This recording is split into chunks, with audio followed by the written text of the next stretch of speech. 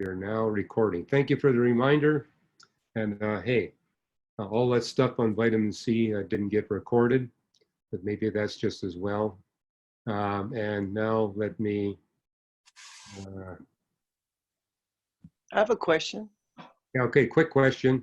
Yes, if you're not taking the vitamin C, but you're eating a lot of oranges and tangerines, and they say like even 5 oranges equal to 1 lemon of vitamin C. If you have oranges and lemons, isn't that better than vitamin C?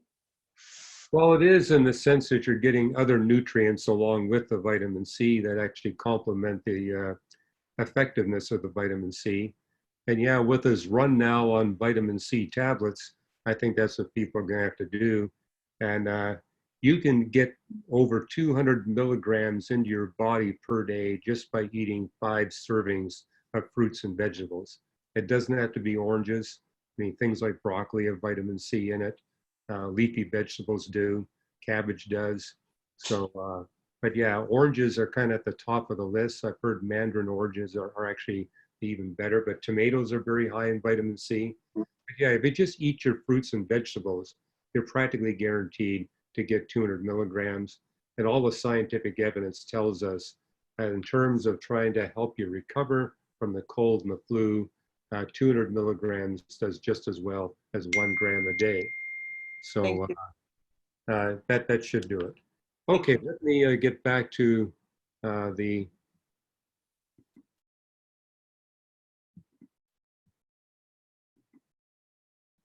Okay, here we go. And this is a couple of books I wanted to recommend. Anybody who wants to dig into this in more detail. Who is Adam? The book written by Fuz Rana and myself. And you get a free chapter at reasons.org/Rana. And then you can get a free chapter of Hidden Treasures in the Book of Job, where I got several chapters on the exceptionalism of the soulish animals and the exceptionalism of us human beings relative to those animals. Again, a free chapter at reasons.org/Ross. And just a quick review, those of you who want to dig into really scientific depth onto human origins, Reasons to Believe sponsored a workshop in our headquarters several weeks ago. It was an all-day workshop where we invited scientists who are experts on human origins, including atheist scientists, theistic evolutionary scientists, and they were basically there to engage us and critique our model. I think it's really interesting, the critique that they offered and the engagement we had with them. That all got recorded, and you can watch all those at reasons.org/Human Origins Workshop 2020. And this is just a little joke that I created. Feel free to put whatever sports figure you want over there in the extreme left. And last week, we went into these different evidences for human exceptionalism. Namely that we have a symbolic expression, the capacity to invent and manipulate symbols, capable of explosive technological advance, manufacture and wear clothes, and be able to invent and use complex language. Again, this is all recorded and posted at reasons.org, or pardon me, paradoxes.org. Go to paradoxes.org and you'll see a link where you can download the recording from last week, where we went into all these different evidences for human exceptionalism, able to form complex social structures, invent and use complex trading, and engage in mathematics, literature, and theology.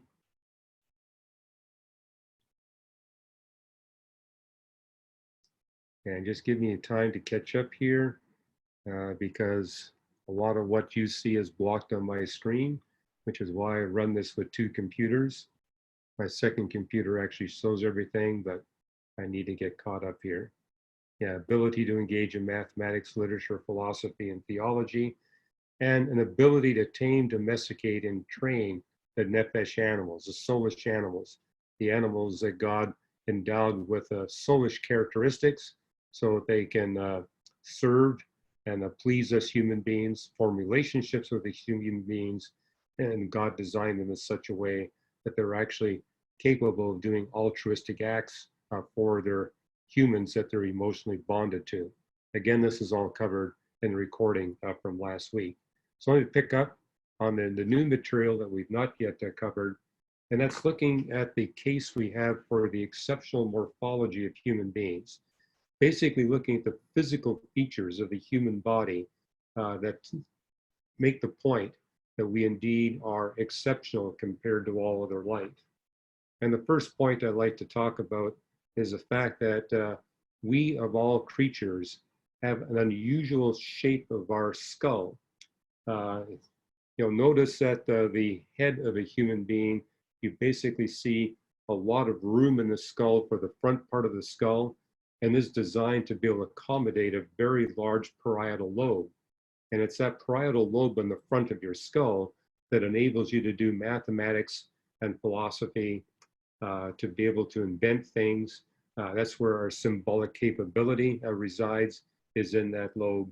And we're unique amongst all the bipedal primates, both past and present, and that we got the appropriate skull structure and shape to be able to accommodate a large parietal lobe. Now, we do see that there is a parietal lobe in the Neanderthals, the Denisovans, possibly Homo erectus, but it's radically smaller compared to what we see with human beings. And people have made the point that the Neanderthal brain was the same size as a human brain. That is true, but the parietal lobe in the human brain is much bigger, far bigger than it is in the Neanderthal brain.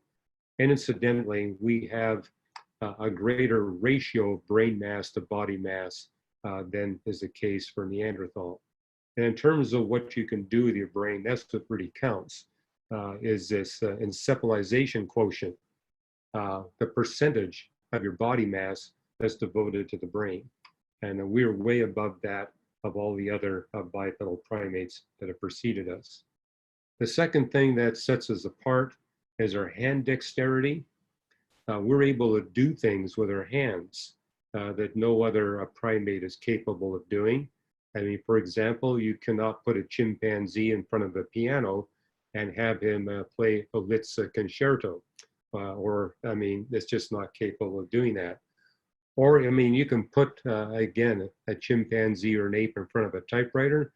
They can make the typewriter do things, but they're not going to be able to do 100 words per minute, where they're able to actually pick up the symbols or the keys that they want on the keyboard. It's because we humans have this amazing hand dexterity that we're able to play musical instruments at a very rapid, complex nature. And all of us now can sit in front of computers. And I think what's really interesting, we had this from the beginning. And it's only recently that we've been able to fully exploit the hand dexterity that we were granted with. I'm basically making the point that it's not something you can simply attribute to naturalistic evolution, that it was survival of the fittest. You don't need the dexterity of being able to play Liszt, for example, on the piano, if your livelihood is based on being able to effectively kill a bison or an antelope.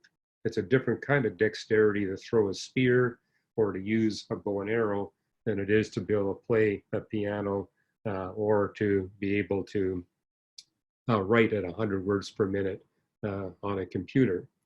This is unique to human beings. We got the skeletal and muscular structure, the nerve support to give us this amazing hand dexterity. And it's like God created us human beings, knowing what we would need at the beginning of our existence tens of thousands of years ago, and what we would need in the 21st century to be able to function. So literally for thousands of years, we had this amazing hand dexterity that's really only being fully exploited at this time.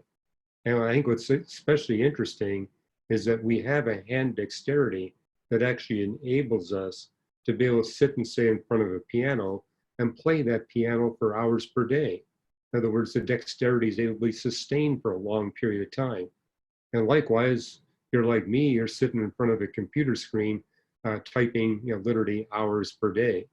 And we're capable of doing that. And then the other thing that makes us unique is the long infant to adolescent development time. For all you men out there, it took you 25 years to develop from the time that you were born to when you were able to be fully functional as an adult. Your lung and brains basically come in at the end. Women develop a little faster. They're fully developed by the time they're 24 years, but no non-human animal comes close to this long development time. About the best you see is about 8 years outside of human beings. And this also means that parents have to be prepared to devote a significant support.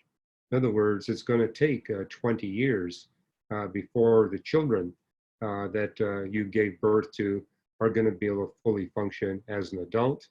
And nowadays, when you have to have a graduate degree to be able to fully function in society, you're basically having to care and provide for your children until they're 25, 30 years of age. And so it's like we human beings are able to do what we do because of this long development time. It explains, for example, why we have such an amazingly functional brain. I mean, when you're born, your brain is only a third the size that it is when you're an adult. And so we have the growth of the brain taking place over this long period of time. And as it goes over that long period of time, there's actually features of the brain that come into effect. We all joke about how teenagers are not really ready to socially function during their teenage years. It's because that part of the brain is still developing. So it literally takes time, literally 24, 25 years before we reach that. This is unique to human beings. And then we have a very high metabolic rate. We have a fairly fast heart rate. We're able to do things. And what's amazing about human beings is they have a physical body that's capable of a high energy output for sustained periods of time. I mean, I don't know how many of you have ever run a marathon, but this is something that's unique to human beings, is that we're able to sustain a high metabolic rate literally for hours on end. I mean, if you look at the other predators on the planet, I mean, a good example is a cheetah. A cheetah can run about 2.5 times faster than a human being, but only for a short period of time. After a couple of minutes, the cheetah gets heat exhausted and has to stop, whereas we human beings can continue. And it's because of our capacity to sustain a long or a high metabolic rate for a long period of time that early humans were able to outcompete the other predators on the planet. In the sense that, yeah, we couldn't run as fast as the other predators, but we could do sustained running for a long period of time. And in early humanity, that's how they were able to be successful in their hunting. They would hunt in groups, but they would basically run down their prey that could run twice as fast as they could. They would just keep their prey running until the prey metabolic rate caught up with it. They got exhausted and had to stop, and the humans would come in for the kill. And also this was, well, let me go on. We have a long lifespan. I mean, when you look at the other primates, they can live 20, 30, 40 years. We can live 80, 90, 100 years. And during that long lifespan, we can sustain our high metabolic rate. What you notice with a lot of other mammals on planet Earth is that when they get old, their metabolic rate drops. Whereas what we see with human beings, you got humans in their 70s, and yes, their metabolic rate is not as great as it was when they were in their 20s, but they're still able to perform at a very high level. And so, for example, there are people who run marathons or people who run sprints in their 70s and 80s, and they can maintain a fairly decent time. So it's a joke at our office that every year we do this 5-kilometer run. And even though I'm the oldest one in the run, because I've been keeping myself in shape, I always finish first amongst our group. Not first in the whole group, of course, but just amongst our staff. And of course, I use that as a way to try to motivate them to get into shape. You know, why are you letting somebody? But this is something that's unique to human beings. Our capacity to sustain a high metabolic rate, hour after hour, day after day, week after week, month after month, year after year, and decade after decade.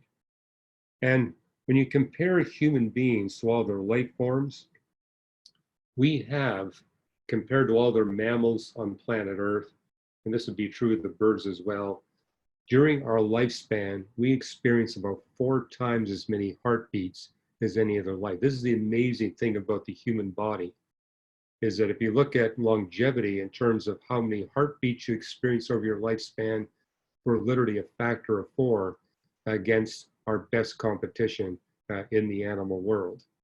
And so we have a long lifespan, but we're able to do things. I mean, turtles, for example, can outlive us. Some turtle species can, but they're not doing much in their life, whereas we can sustain high productivity literally for many decades.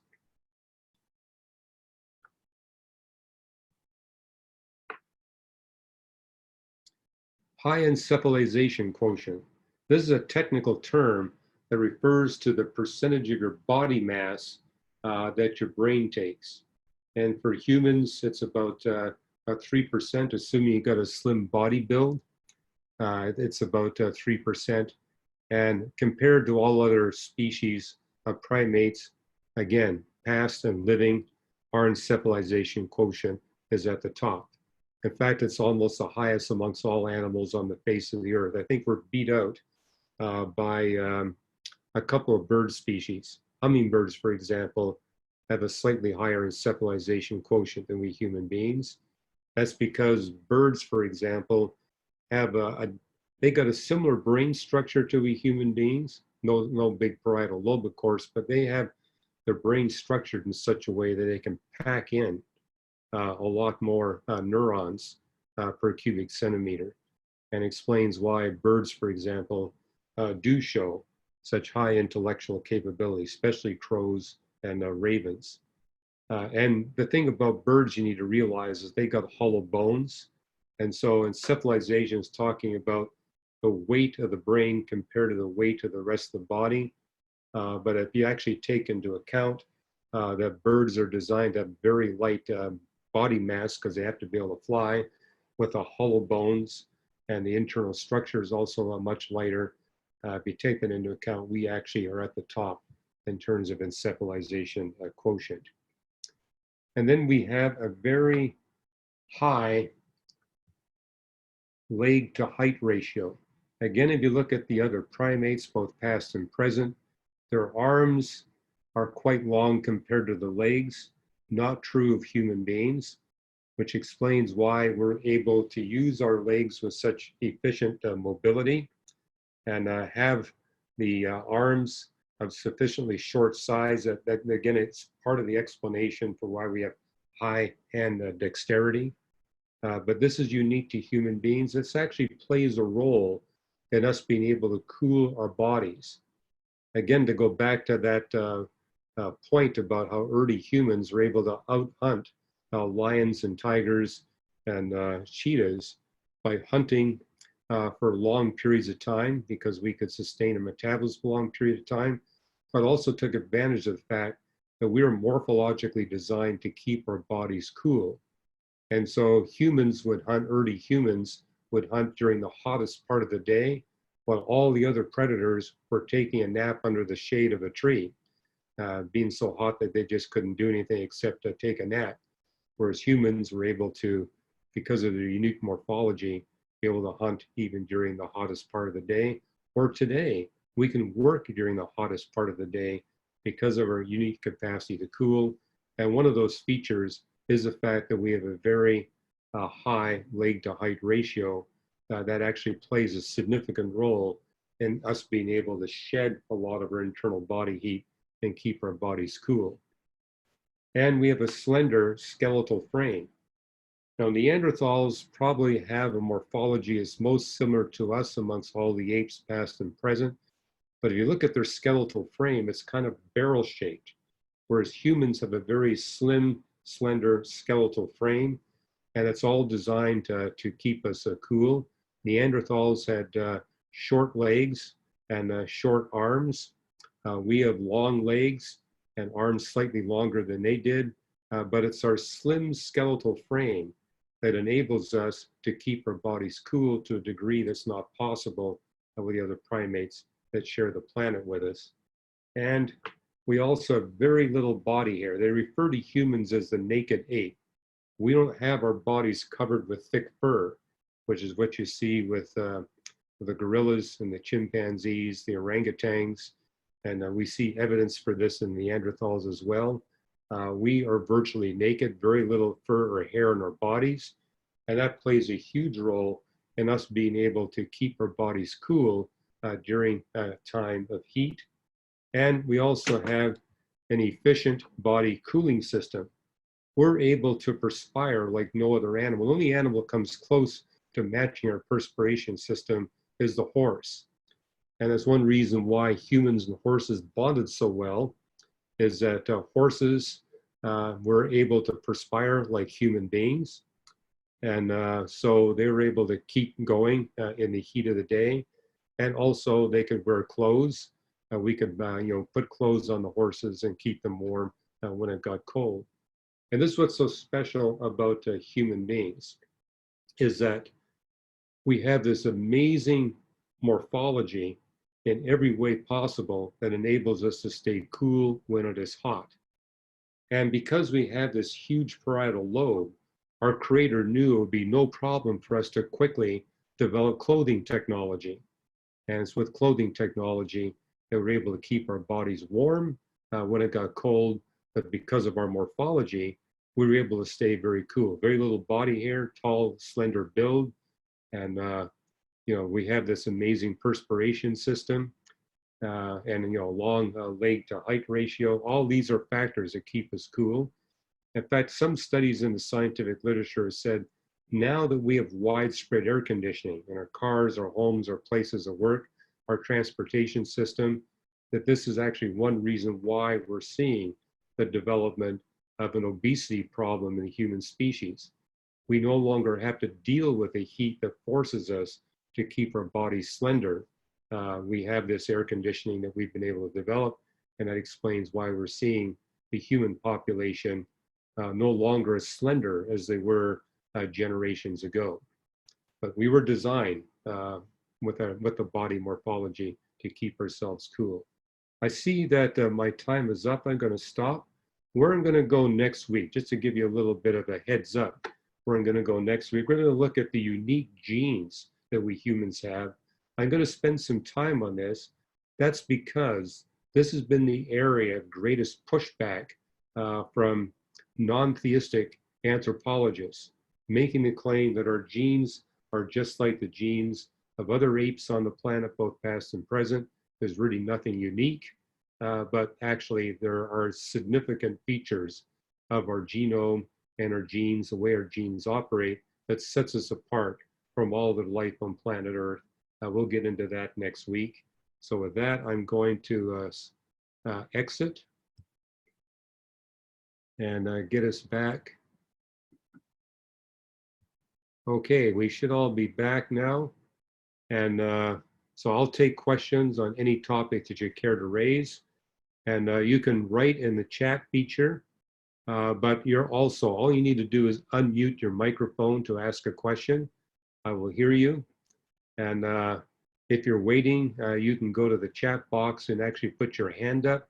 Yeah, but if I see a hand there, I know to go to you next. And I can't promise to read everything in the chat column, but I'll do my best. But what's most convenient for me, if you just unmute your microphone, and when you do that, everybody's going to be able to hear you. So I'm going to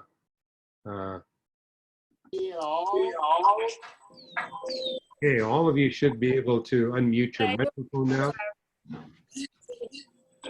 Okay, I'm going to ask all of you, please mute your microphone. I was so upset. You got a lot of background noise here. You all need to mute your microphone. We'll take questions one at a time. The mute button is to the lower left.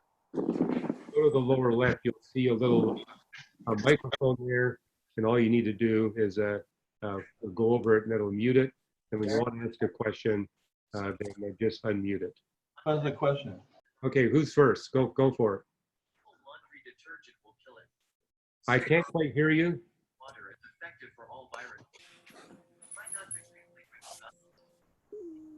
Wash your hands for 5 to 10 minutes, but a lot can happen during that time. You can rub your eyes, pick your nose unwittingly, and so on. Okay, I need all of you to mute your microphone. We're getting quite a bit of background noise. Of salt in warm water will Again, if you're on a phone, there's a mute feature on the phone.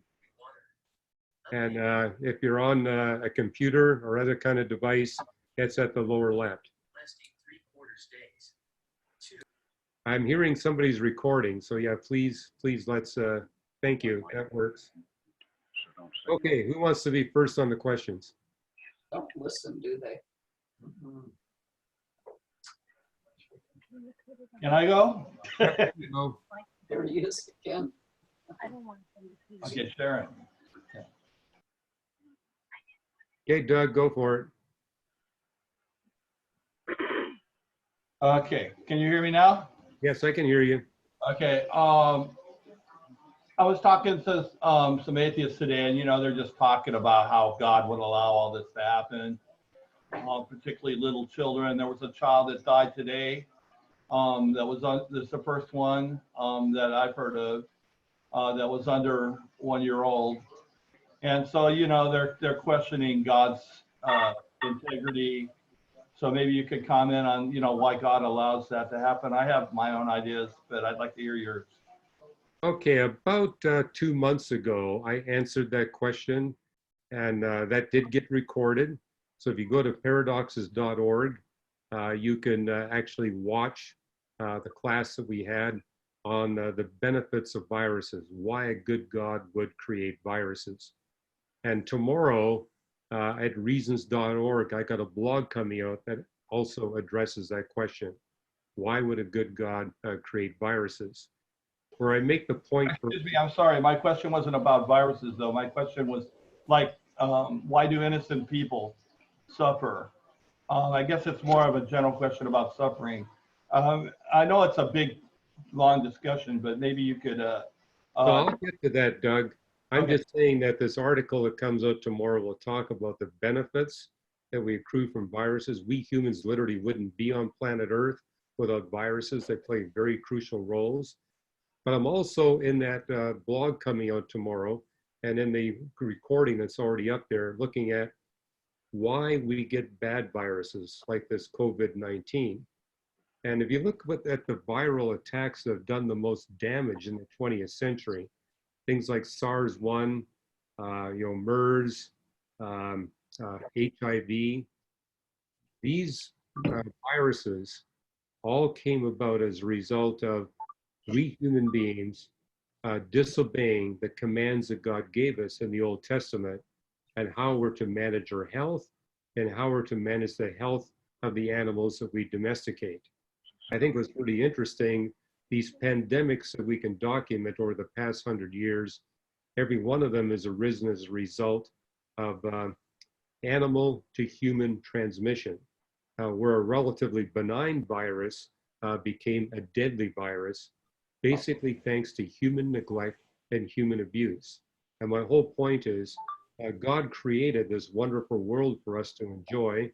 He created it with bacteria, with viruses. He created it so that we would maximally benefit.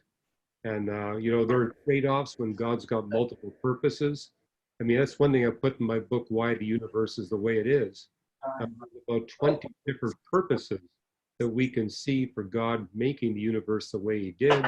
But when you got all these different purposes, it's like the things we do for an automobile. There are trade-offs. You cannot buy an automobile that has maximum gas efficiency and maximum road performance. Road performance means you're going to burn up a lot of gasoline. So you do a trade-off. We say, here's a vehicle that's got decent gas mileage, but also really good road performance. And you see the same thing in our universe. And so if you want a universe where sin and evil can be efficiently eradicated, it means you need a universe with thermodynamics, with gravity, and with electromagnetism.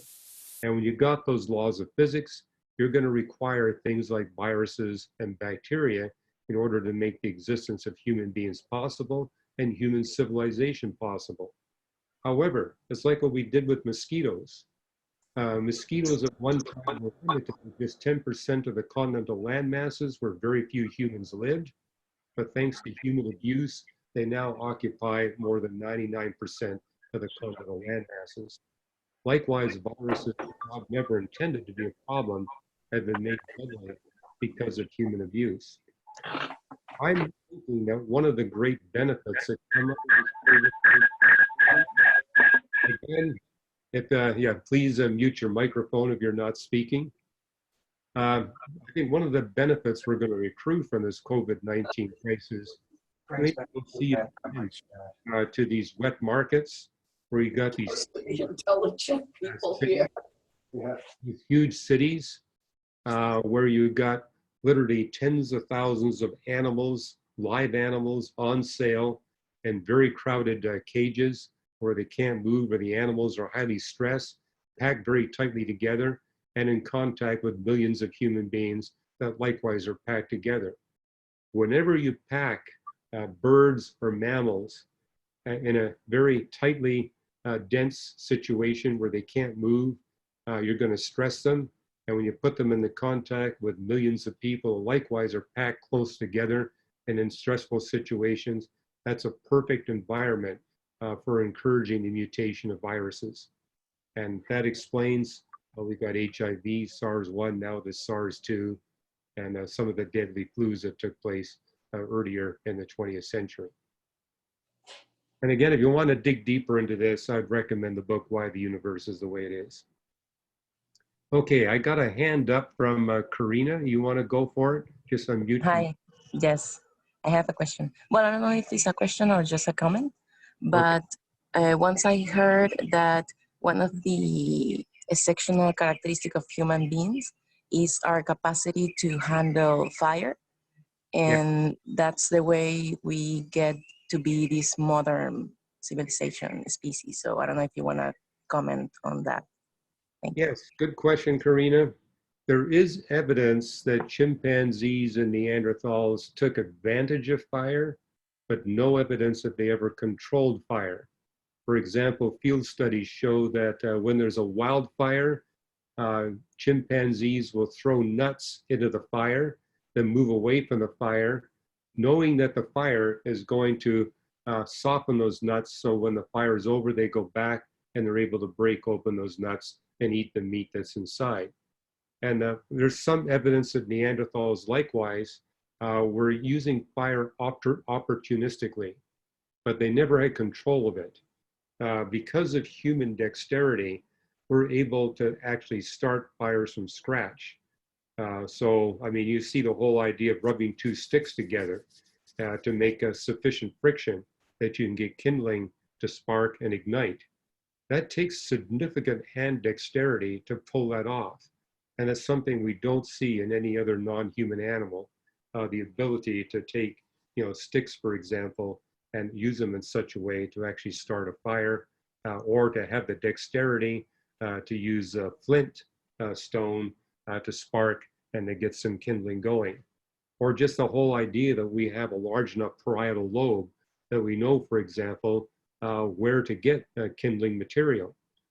Just to tell a quick story, I was raised in coastal British Columbia. But I remember one time where my father took me and my two sisters out to the beach in pouring rain and said, okay, now we're going to start a fire. And we're not going to use matches. And he said, Dad, everything is soaking wet out here. Are you kidding? And he said, look at all the driftwood out there. In the middle of that driftwood is heartwood. It's soft and it's dry and it's very easy to get a fire going. And so we would collect that. And he said, no, before you collect it, we need to build a lean-to. We build a lean-to in order to protect the material from the heart of that driftwood from getting wet from the rain. So he built a lean-to be able to actually protect the heartwood and the kindling.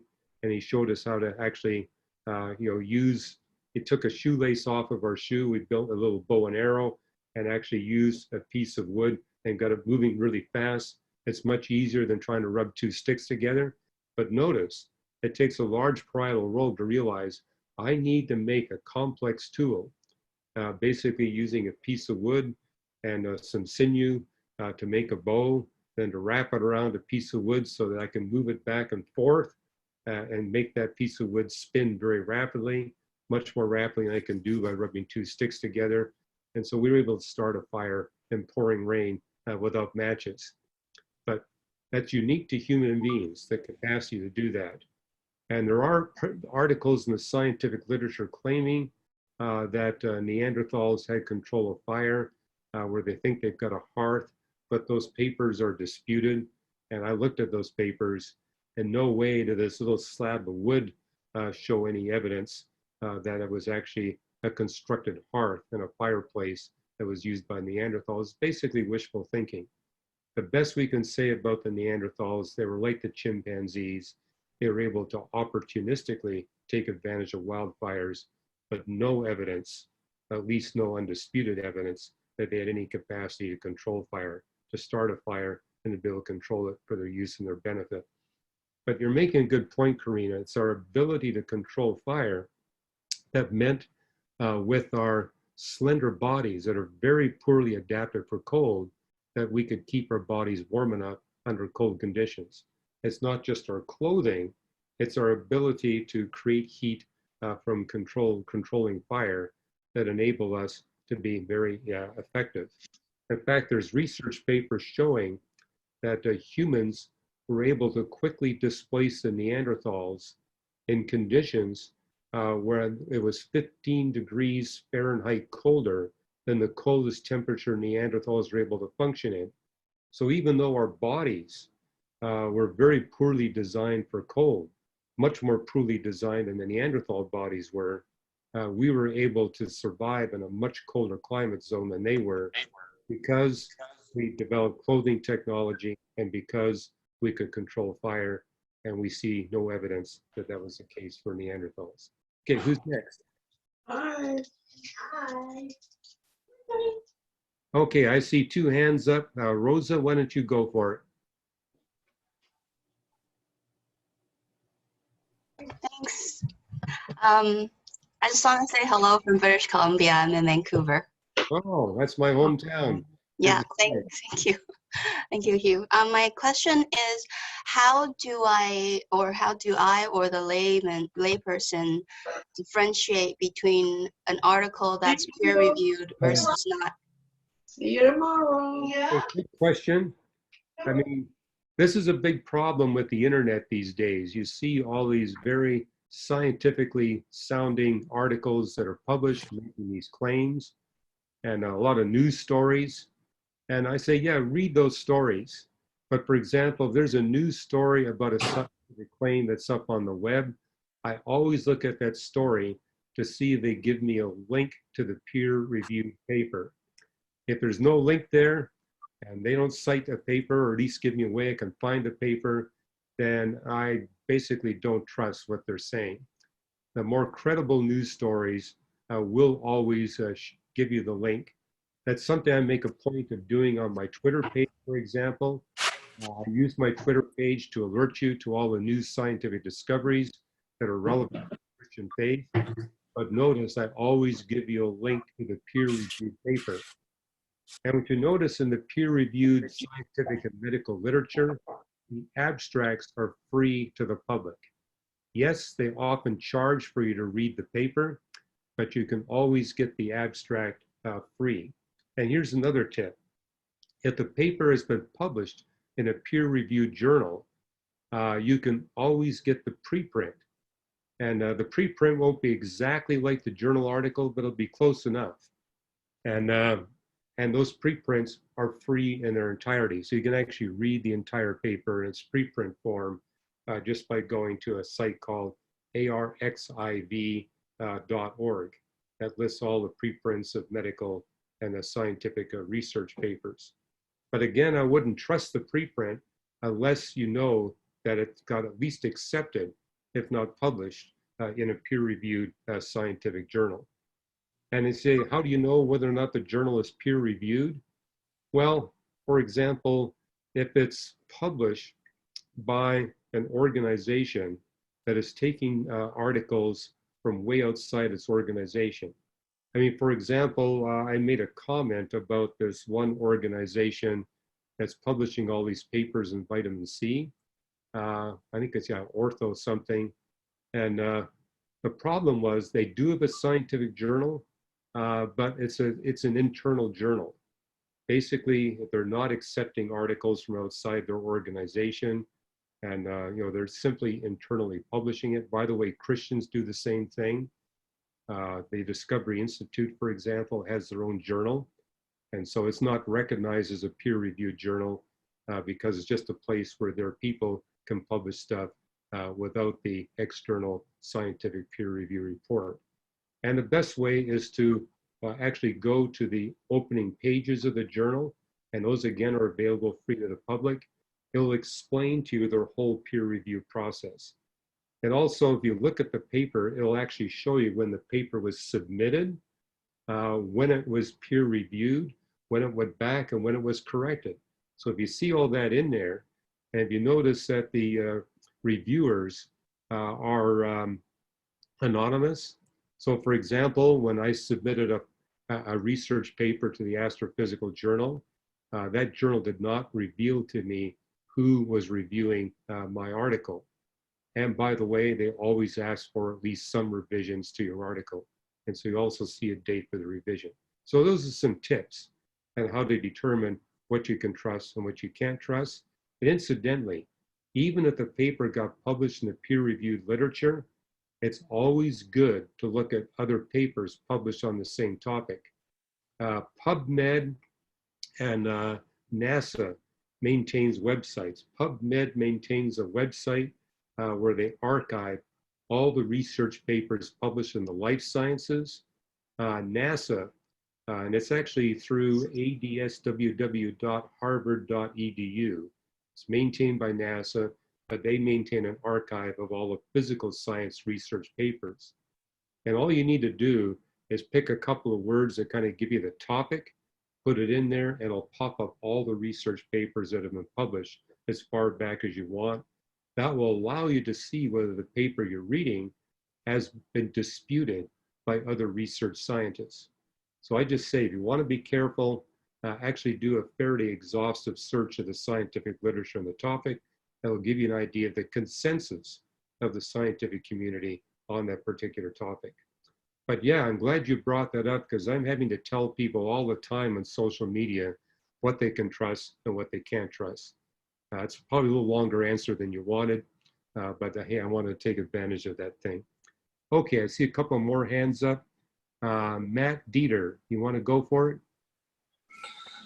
Yeah, thanks. Appreciate your ministry, Ross. I posted on the chat. I don't know if anybody can see that.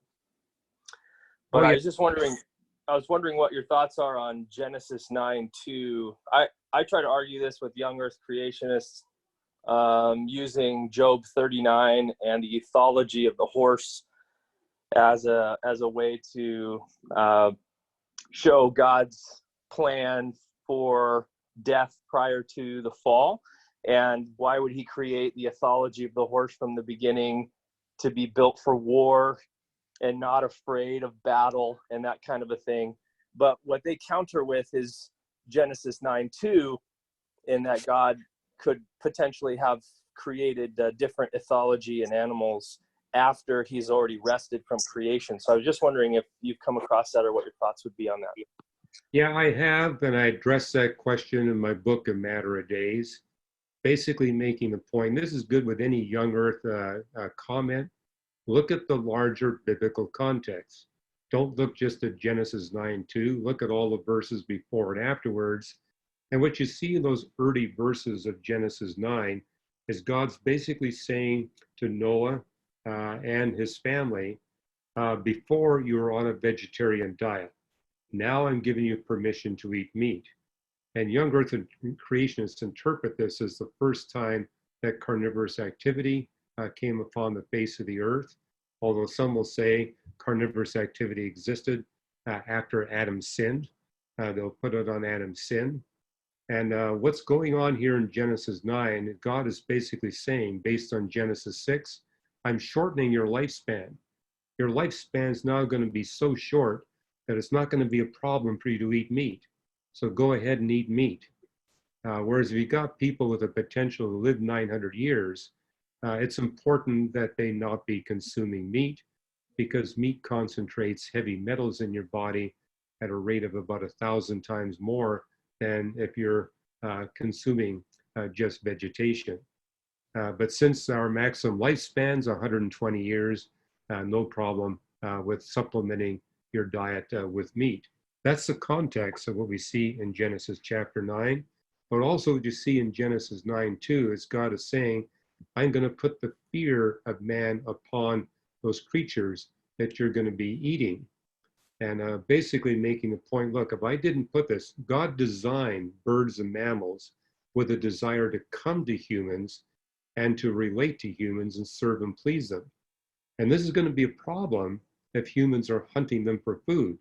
I mean, they're going to be drawn towards us, and we have the temptation of literally wiping them out. This is what happened to the passenger pigeon. Passenger pigeons really like human beings, and they wanted to be with us to such a high degree that when hunters were shooting them out of the trees at rates of thousands, they still kept coming towards us. They never really developed a fear of man, and hence we wiped them out in very short order. And we almost did that with the whales. Whales likewise are another creature that really likes to be around human beings. And so what happened during the whaling industry is that these ships would go out to hunt whales. The whales would come right towards the ships because they wanted contact with humans. We almost wiped them out, just like we did the passenger pigeons. So that's the context of what's going on in Genesis 9. God is saying, I'm giving you permission to hunt meat, but I'm going to put the fear of you upon all these animals so that you don't wipe them all out. Recognizing that since we're still sinners, we have the temptation saying, hey, this animal is easy to hunt. And I think that's also what happened to the mastodon. They were so easy to hunt and provided so much food with so little effort that we humans quickly wiped them out. All kinds of people we've never heard of. This is so exciting. Look at this.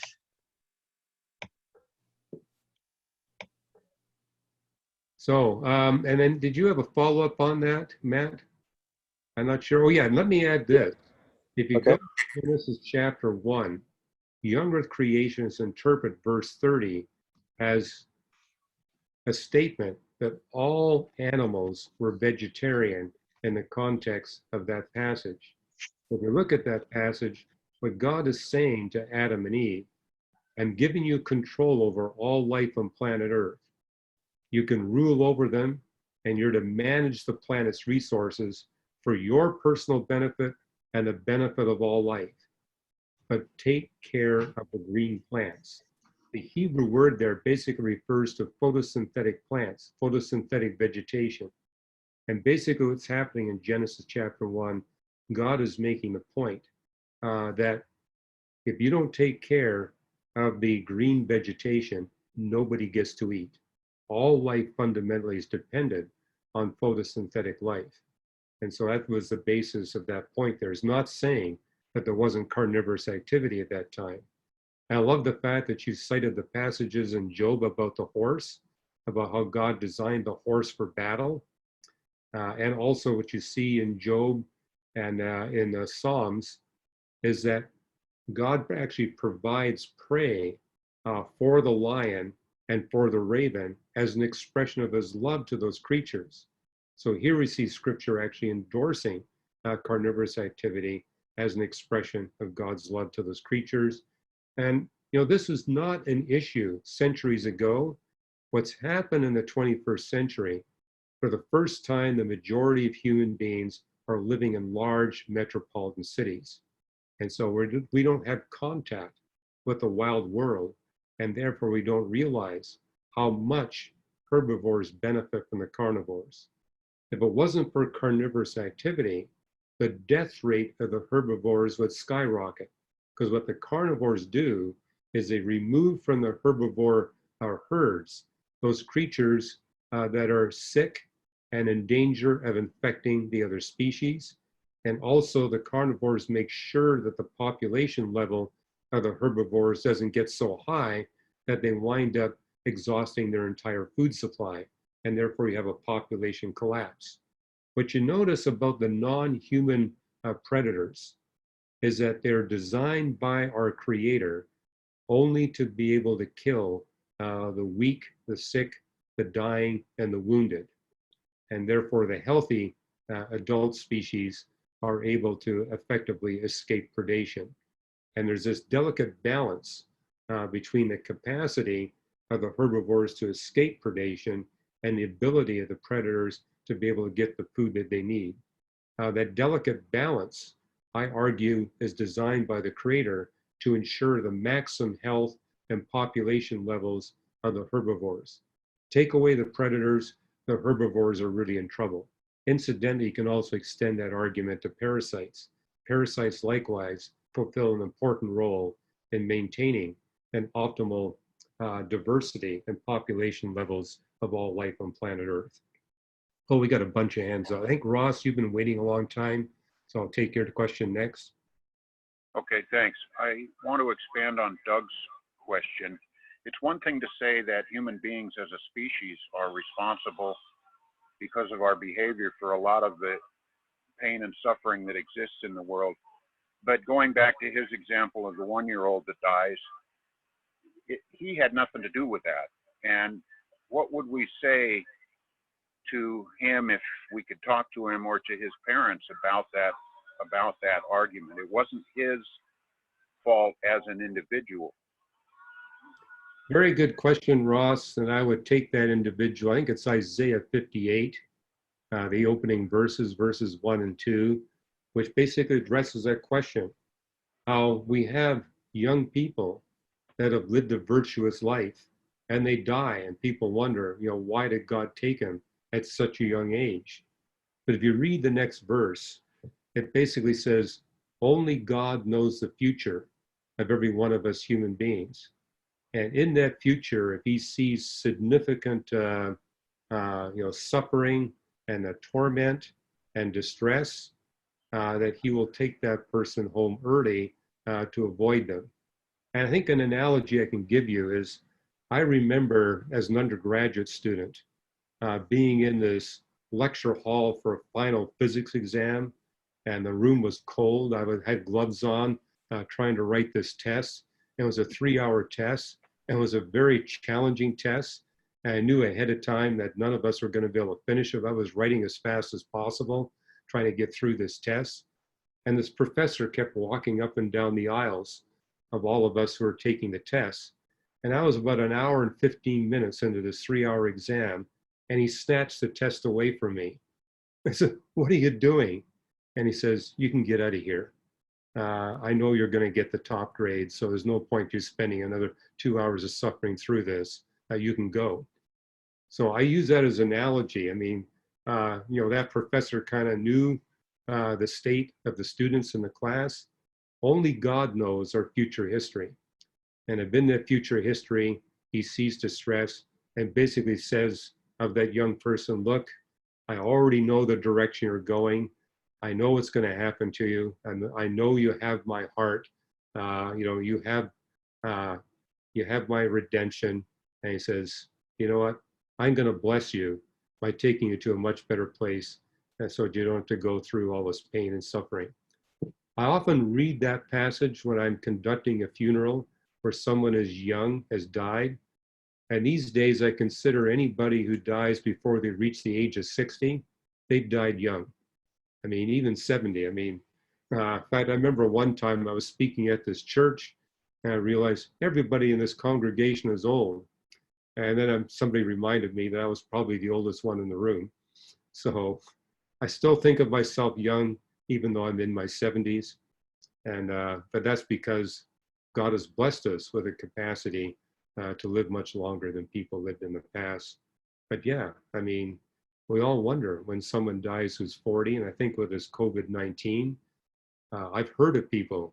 In fact, I think of that doctor in China who was one of the first ones to discover this COVID-19. He was 34 years of age, saw what was going on, and said, "We got to do something about this." But he basically worked himself to death caring for all the patients, and wound up dying of the virus. But you wonder, okay, maybe just God knew what he was in for because he was being silenced by the government. and just saw how virtuous an individual he was. His relationship with God was secure. It's like, hey, you don't have to finish this test. You can come home early. We just don't know.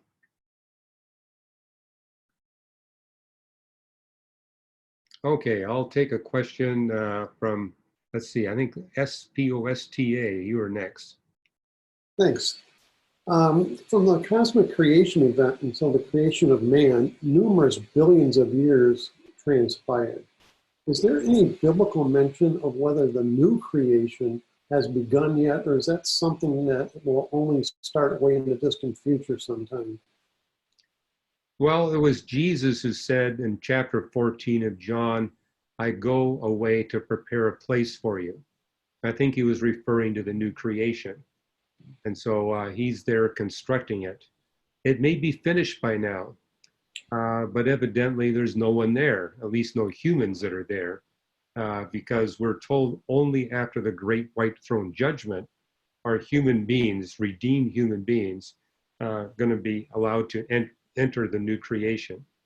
So it may still be under construction, it may be finished, but we now know that it's vacant of humans until the great white throne judgment that's mentioned in the Revelation 20. Thank you. Okay, and Yevon, you've had your hand up. I have a question on Book of Genesis. Yes. So were actually two questions. Did Neanderthals existed when Adam and Eve was created? And also the serpent mentioned in the Book of Genesis, is it an actual serpent or is a serpentine creature? Okay, good questions. Yes, there is evidence that Neanderthals were living at the same time as humans. The dates are not definitive. I mean, we know, for example, from carbon-14 dating that humans go back at least 40,000 years. And there's indirect dating methods that tell us that humans may go back 80,000 years. And then there's evidence that Neanderthals were around at least until about 50,000 years ago, but the error bar in that is significant. So yeah, the data does allow for some contact between Neanderthals and the humans. What we do know is that if that contact took place, it was short-lived, that Neanderthals quickly went extinct around 45,000 years ago.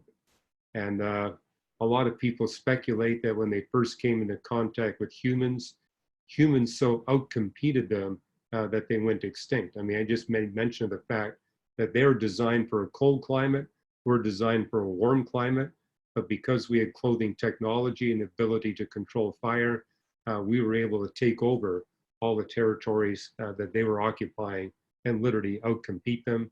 And so there's scientific papers saying that's why they went extinct. But to some degree, it's speculative. We just don't have really good evidence. So, and there's a genetic claim that humans and Neanderthals interbred, but it's not definitive. I mean, I do agree that there's scientific evidence for that event, but in no way is it compelling. So the jury is still out about whether or not that really happened.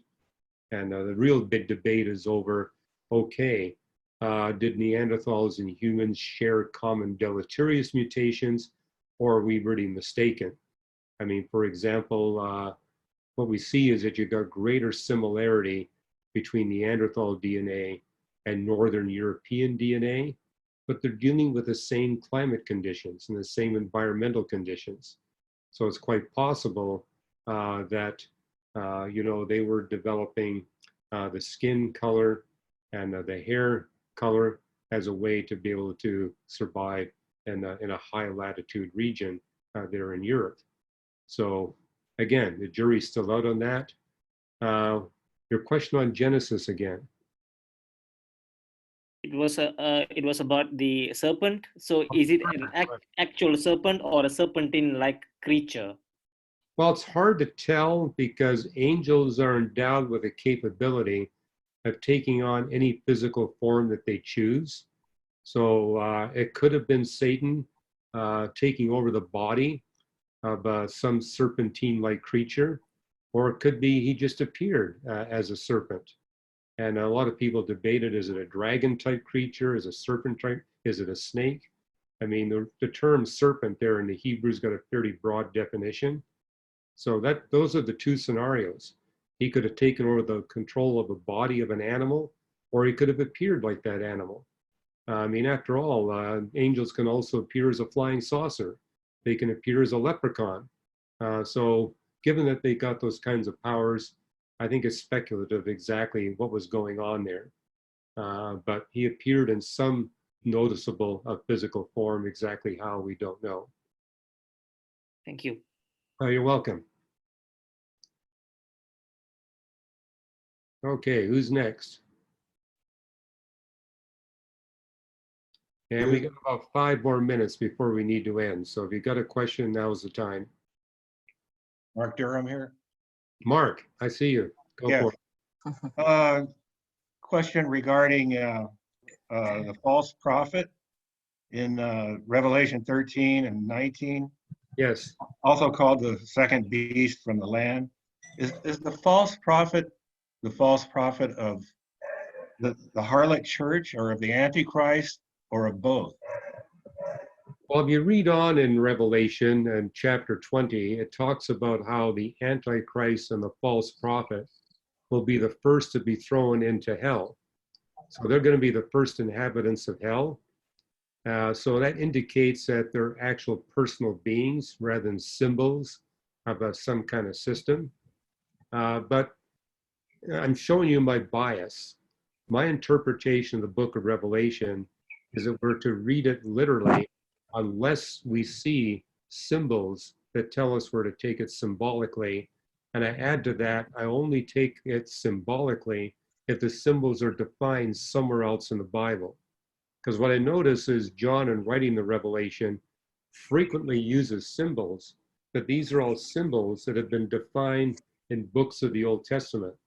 That's why when I taught a 7-year class in the book of Revelation, I told them, look, we're not going to just be studying Revelation. We're going to be also going through all the Old Testament books that John refers to through his symbolism. But often you get people trying to interpret all of Revelation as symbolic and inventing symbols that are not used anywhere else in Scripture. My interpretive tool is I only take it symbolic if the symbol is defined somewhere else in the Bible. So I see it as an internally consistent book. But on that basis, I would conclude both the false prophet and the Antichrist are personal beings. Okay, we got time for one more question. Karina, I see you. I'm going to let you take the last question. Go for it. Okay, thank you. No, just a quick question. How can you explain people living more than hundreds of years before, since modern medicines show us that people live longer now than before? Okay, in other words, your question is, how is it that people in the days before the flood could live 800 or 900 years? And today we can only live a maximum of 120. Is that your question? Yes. Okay. Yeah, I devote a chapter to that in my book, Navigating Genesis, and citing research by a Russian and a British astronomer who have been studying high energy, heavy nuclei cosmic rays. And over a 40-year period, they've been writing research papers basically documenting that over 95% of these heavy nuclei, fast-moving cosmic rays come from a single supernova event, where that event took place sometime during the last 100,000 years. And so this leaves open the possibility that people living before Noah were not exposed to those cosmic rays, and people living after Noah were. And those are the cosmic rays that do the greatest health damage. And so if those cosmic rays weren't a factor, that would leave open the possibility that humans actually could live longer than 120 years. That would also require that humans be vegetarian, because if you're eating meat, you're not going to make it 800 or 900 years. And also, you're going to need to avoid close contact with igneous rocks. Today, all of us are exposed to igneous rocks. I mean, concrete's everywhere. But in the days before the flood, where people were living locally, not globally, it would be possible if they were living in these sedimentary plains that they would have been protected from the uranium and thorium that is in these igneous rocks. That would be another reason why they could live longer. And finally, it would be important that their telomerase activity not be as aggressive as it is today. I mean, one reason we can't make it past 120 years is our chromosomes get shorter and shorter as we get older and older. And eventually they get so short that we can't live any longer. And that's actually a benefit.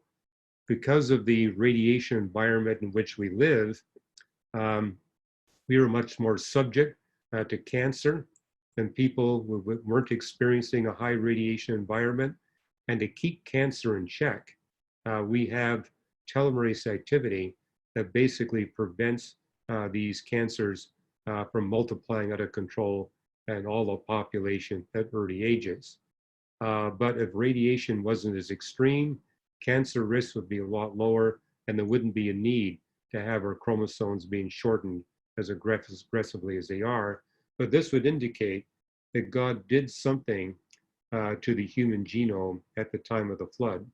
So I'm arguing that there might have been some kind of supernatural intervention, exactly what we don't know.